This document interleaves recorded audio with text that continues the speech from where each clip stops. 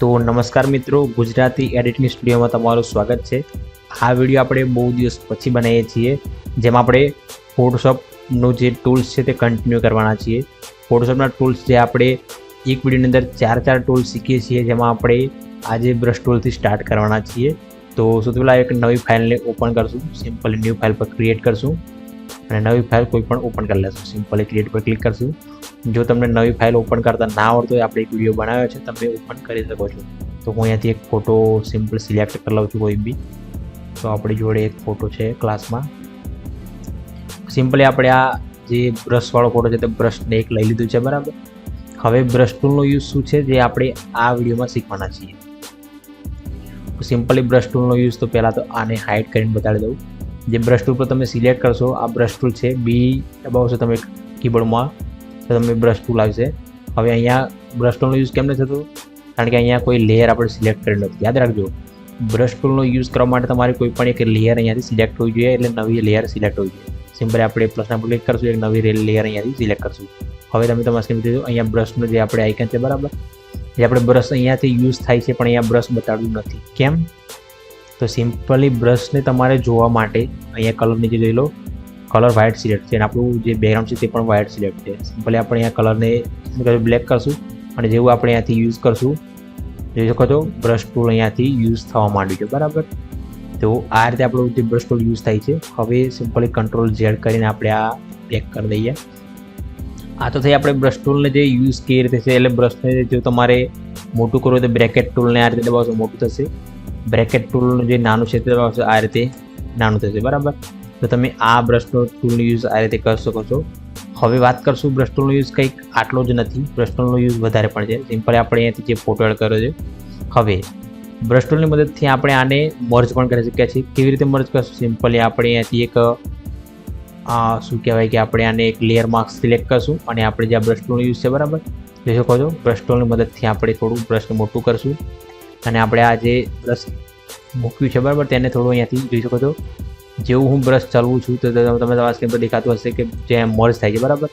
જે આપણે બેકગ્રાઉન્ડ હટાવ્યું નથી તો પણ આપણે આ બ્રશ ટૂલને મર્જ કરી શકીએ છીએ। આ રીતે તમે જોઈ શકો છો, આ રીતે આપણે બ્રશ ટૂલથી તમે એરેઝ પણ કરી શકો છો। બ્રશ ટૂલથી તમે કોઈ પણ વસ્તુને હટાવી પણ શકો છો, ડિલીટ પણ કરી શકો છો, પાછી લાવી પણ શકો છો। હવે આપણે Ctrl I કરશું અહીંયાથી, તો જે આપણે અંદરનો ભાગ છે તે જતો રહ્યો છે અને જે બહારનો ભાગ છે તે રહી ગયો છે।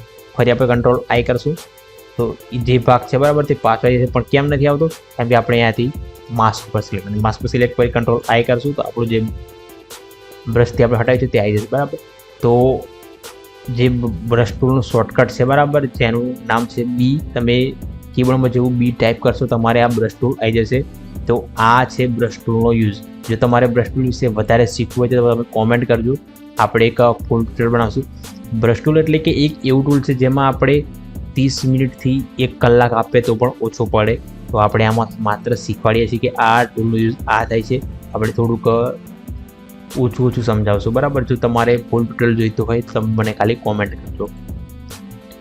હવે આપણે વાત કરશું બીજું જે એક ટૂલ છે, તો તેનું નામ છે ક્લોન ટેમ્પ્સ ટૂલ, બરાબર। તો સિમ્પલી સૌથી પહેલાં આપણે એક અહીંયાથી ફોટો એડ કરી લઈએ। તો અહીંયાથી એક પક્ષીનો ફોટો એડ કરું છું, પક્ષીનો ફોટો આપણે એડ કર્યો છે। હવે વાત કરશું ક્લોન સ્ટેમ્પ ટૂલ। તો એની અંદર પર તમને બે ટૂલ જોવા મળે છે, એક છે ક્લોન સ્ટેમ્પ ટૂલ અને બીજું છે પેટર્ન સ્ટેમ્પ ટૂલ। તેનું જે શોર્ટકટ બટન છે તે છે S। સિમ્પલ તમે S જેવું સિલેક્ટ કરશો તમને આ ટૂલ જોવા મળશે। આમાં પણ સેમ છે, જેવી રીતે આપણે બ્રશ ટૂલ ઉપર જે એક લેયર એડ કરીને આનો યુઝ કરો તે રીતે તમે આ યુઝ કરી શકો છો, બરાબર। પણ આની અંદર કંઈ બી છે નહીં, એટલે આ યુઝ થતું તમે તમારા સ્ક્રીન પર જોઈ શકો છો। અહીંયા આપણે પહેલાં તો ડિફાઇન કરવાનું રહેશે, તો અહીંયાથી Alt સિલેક્ટ કરી અને આ ડિફાઇન કરીશું અને તમે અહીંયા દોરશો, બરાબર, તો એ વસ્તુ અહીંયાથી યુઝ થશે। પણ આપણે આને સિમ્પલી અહીંયા કોઈ લેયર લેવાની જરૂર નથી, એને આપણે ડિલીટ કરશું। હવે આ જ વસ્તુ છે જે આપણે Altથી સિલેક્ટ કરશું અને આપણે આ પક્ષીને સિલેક્ટ કરશું અને પક્ષી તમે જોઈ શકો તો અહીંયા હું જેવું સિલેક્ટ કરું છું પક્ષી, આ રીતે તમે તમારા સ્ક્રીન પર જોઈ લો, પક્ષી હું અહીંયાથી દોરી દઉં છું, બરાબર, તમે તમારા સ્ક્રીન પર જોઈ શકો છો। હવે અહીંયા આપણે ફરીથી એકવાર પક્ષી લઈ લેશું અને અહીંયા પણ આપણે પક્ષી દોરી દેશું। મતલબ તમે જોશો એક જ પક્ષી હતા, એની જગ્યાએ આપણે 3 પક્ષી એડ કર્યા છે। કેવી રીતે એડ કર્યા છે? ક્લોન સ્ટેમ્પ ટૂલની મદદથી। એનું શોર્ટકટ બટન છે યસ, મતલબ તમારે કોઈ પણ વસ્તુને ડબલ કર્યું હોય કે વધાર્યું હોય તો તમે આ ટૂલનો યુઝ કરી શકો છો અને આનાથી તમે આવું સારું સારું વસ્તુ બનાવી શકો છો. 3 પક્ષી આપણે બનાવી દીધા છે એક જ ડાળ ઉપર, તો આ રીતે તમે ક્લોન સ્ટેમ્પ ટૂલનો યુઝ કરી શકો છો. હવે આપણે વાત કરશું હિસ્ટ્રી બ્રશ ટૂલ. તો હિસ્ટ્રી બ્રશ ટૂલ શું છે? તો પેલા સિલેક્ટ કરી લે, અહીંયાથી જોજો હિસ્ટ્રી બ્રશ ટૂલ. તો હિસ્ટ્રી બ્રશ ટૂલ એ છે કે તમારે કોઈ પણ હિસ્ટ્રી તમે અહીંયાથી ડિલીટ કરી શકો છો, બરાબર. તો સિમ્પલી બ્રશને થોડું મોટું કરવા માટે બ્રેકેટ ટૂલનો યુઝ કરશું. આ રીતે જે આપણી હિસ્ટ્રી છે, બરાબર, તેને અહીંયા ડિલીટ કરવા માટે, મતલબ સમજો કે હિસ્ટ્રી તમારે ડિલીટ કરવી હોય તો તમે હિસ્ટ્રી બ્રશ ટૂલનો યુઝ કરી શકો છો. અને અહીંયાથી વ્હાઇટ પર સિલેક્ટ કરી ફરી અહીંયા જોજો હિસ્ટ્રી બ્રશ ટૂલ, એટલે જે આપણી હિસ્ટ્રી છે તે ડિલીટ થાય છે. યાદ રાખજો, હિસ્ટ્રી બ્રશ ટૂલનો ડિલીટ થાય છે. હવે આને આપણે ડિલીટ કરી દઈશું. હિસ્ટ્રી બ્રશ ટૂલમાં કંઈ વધારે છે નહીં.